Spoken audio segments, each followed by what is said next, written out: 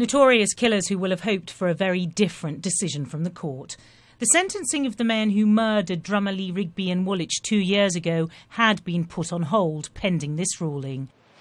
A judge's words now mean that for Michael Adebolajo and Michael Adebowale, life really could mean life. The court has held that the statutory scheme enacted by Parliament, which enables judges to pass whole life orders, is entirely compatible with the European Convention on Human Rights. Words that the government regards as a triumph for the English courts. Well, I'm obviously pleased about today's judgment. Parliament made quite clear in 2003 that it wished whole-life tariffs to be available for the most heinous crimes.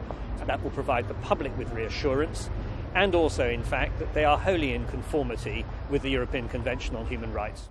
Around 50 of Britain's most infamous criminals, from child killer Ian Brady to Dale Cregan, who murdered 2 police officers, and Mark Bridger, who abducted and killed April Jones, are subject to whole-life tariffs, which the European Court attacked as unlawful, saying there was no prospect of review, a criticism that has drawn backing from perhaps an unlikely quarter. Marion Partington's sister Lucy was murdered by the serial killers Fred and Rose West. She doesn't support the notion of locking people up and throwing away the key. The thing that bothers me about this law is that it's actually meaning that people are seen by society as not being able to change and they won't have any hope of change or being interested in by anyone in society or indeed within the whole criminal justice system.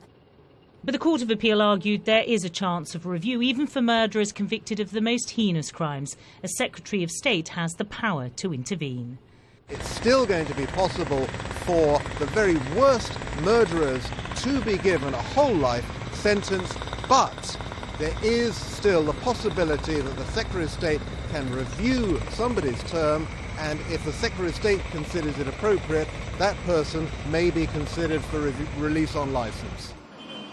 Quelling any argument with Europe, but inevitably stirring one about whether politicians should be calling the shots on individual sentences. Michelle Clifford, Sky News.